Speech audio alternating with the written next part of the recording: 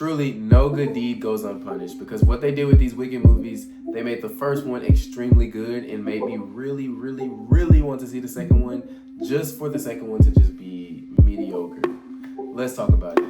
Welcome back to another video of Everything Movies. Today, I'll be reviewing Wicked for Good. And if you have been paying attention, Wicked 1 was actually the very first movie review that I publicly posted on this channel. So I'm super excited to review this movie because it is a sequel to that one. This also will mark like the first year of me actually going into this YouTube journey and starting this movie reviewing channel. So this video is just that much more special. Yeah, so let's get into the review. I just want to start off and say that this movie, I was super excited for the plot. And the plot, I think, is one of its strong suits because after watching the first one, I was super interested in learning more about the animals and what happens to them and how Elphaba evolves into a more powerful and stronger witch because she's now having her powers and she's more comfortable with them. And I feel like this movie really brought it in that aspect of the film. I remember thinking, like in the beginning of the film, man, is she Superman? Because she's going around flying on her broom and she's like saving all the different animals. And I thought that was really cool. As far as the character performances, I really enjoyed every single main character in this movie. Cynthia Erivo, Ariana Grande. I don't know all the actors' names, but the guy that plays Bach, huge standout. And I'll get into his arc in just a moment. Elphaba's sister Nessa, and then I also really like Wizard of Oz this go around. I didn't really like him too much in the first movie, maybe because he wasn't too much in this first movie, but in this one he was in it much more. He was kind of a prick, but he was still likable. He's like one of those likable villains. Overall, I think all the actors really gave it their all and did what they had to do in order to appeal to the audience on a more emotional level. Now, going into Bach's arc, and as a person that has never seen the original, I was really intrigued and interested in his story. I did not expect Bach to become, oh, spoiler alert, this video will have spoilers.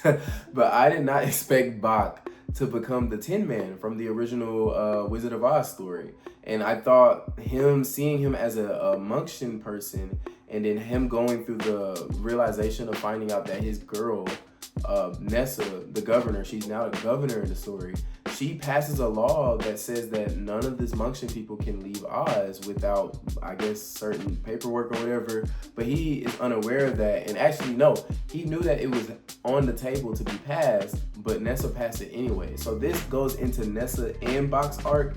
Both of them have like a descent into evil or a descent into wickedness throughout this film, because Bach is just trying to move on. Like he's like, not to say that he's done with Nessa, but he is done with Nessa with that chapter of his life. He did have feelings for her, I believe. I believe he had genuine feelings for this lady, but after a while he realized, hey, this is just not the person for me. So, and I thought that was very mature for them to have in this story.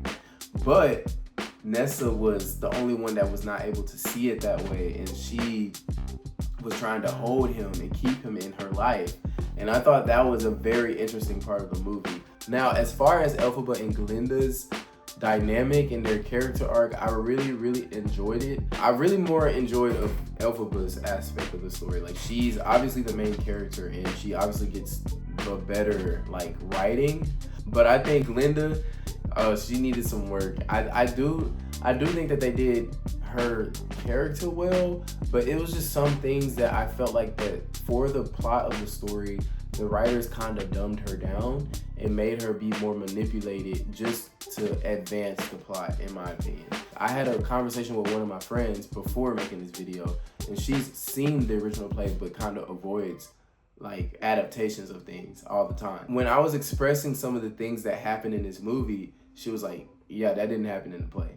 Or she was saying, yeah, that's extra, that didn't really, or she would tell me her perspective of Glenda while I had a different perspective.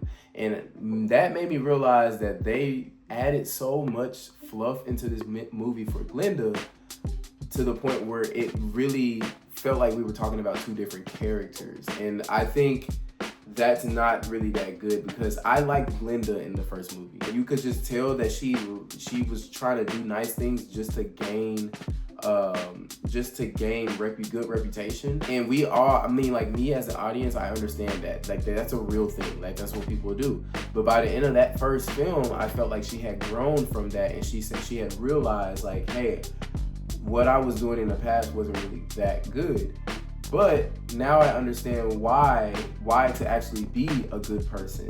And so in this movie, it's like they reverted her back to that just to have her grow again by the end of the movie. I didn't like that, because in the midst of her growth, she was being manipulated and she was doing things that would cause characters to die. And I'm like, dude, like the Glenda by the end of the first movie would have caught on. She clearly knew what she got herself into by the end of that first film. And I'm like, I don't understand why they're trying to make it seem like she's being manipulated, or like why they're trying to make us like her even more.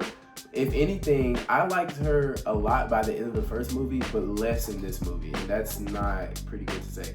But like I said, Elphaba had everything that she needed to have in this movie. I loved her descent into more wickedness, and like after all of her life trying to be just a good person all the way up until now, from the first movie up until now, I'm just like, by the time she got to Know Good Deed, that was my first time ever hearing the song. And I kid you not, the person beside me, I could tell that she had already seen the play, or at least like listened to the soundtrack before. Like I can tell she was already a fan of it, because, or at least everybody in the theater were, because no one reacted to how good that song was.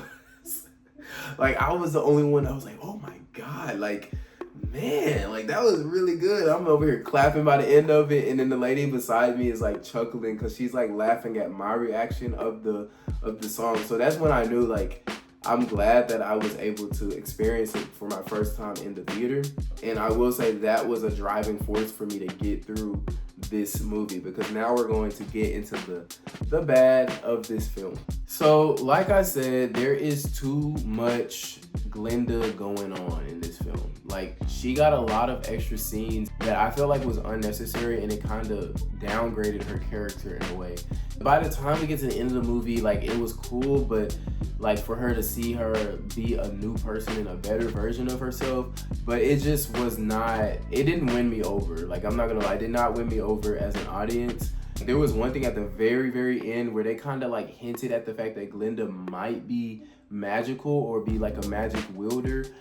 But that completely, like, as soon as I saw that scene, I was like, that completely goes against her character, because her character is all about not being able to do magic. Like, they even threw in flashback scenes of her being embarrassed because she was not able to be a magician or a witch or any type of, she wasn't able to do anything with magic.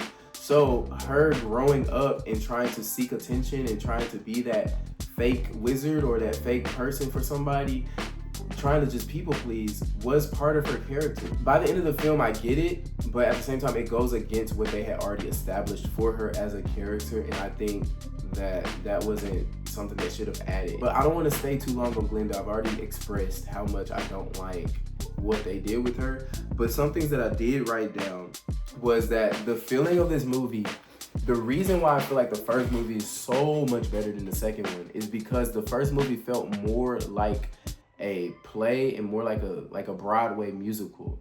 This one, there was a lack of dancing choreography. Like in the beginning of the film, it gets you to the feeling of dancing choreography and like, oh, I'm watching a Wicked movie. But every other song after that is it almost feels like, and this is why what makes the movie feel so slow, but it almost feels like every other song after that, the characters are just singing to the audience.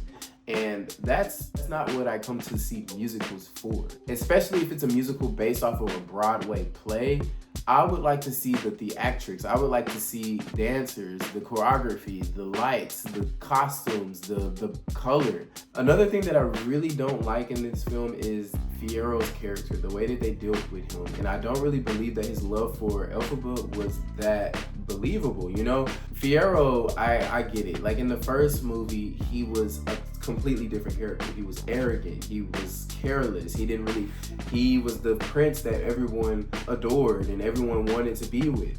And even Elphaba, you can understand her feelings for him in the first film, but it wasn't very apparent. Like, it was like a little spark between the two of them in the first film, but that was it. But in this second film, it's like the movie wants you to believe that these two are like madly in love and ride or dies. And I'm just like, for me, I wasn't buying it. You could already see that he was not really liking Glenda, but he was agreeing to marry her. And then as soon as Elphaba came back into the picture, he's like, okay, bye Glenda, let me go and be with my love. I'm like, when did you ever gain feelings for her? Like, really, when did you ever gain feelings? Or when did we, the audience, see that happening? Unless it happened off screen, because I don't remember much happening in the first movie.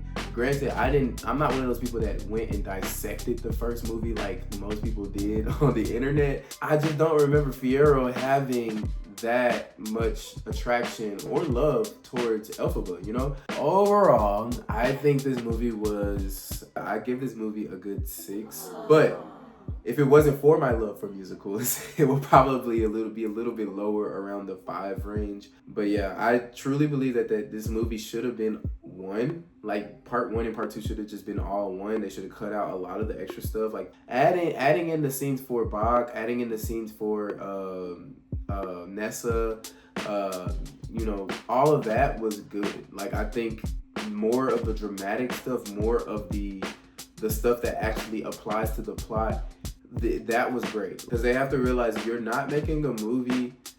Like, a lot of adaptations nowadays are trying to change things just because they think it's supposed to be changed because it's going to be a movie now. Like, no, the people that are going to come and see this are the people that are already fans of the source material, of whatever you're trying to adapt. So try your best to keep it as close as you can to the original. Comment down below, what do you think about the Wicked film, this new movie? And am I crazy for saying some of the things that I said about this movie? I don't know. But I would love to hear your thoughts down in the comments. Also, like and subscribe, as that will tremendously help my channel. So I'll see you all next time. Thank you.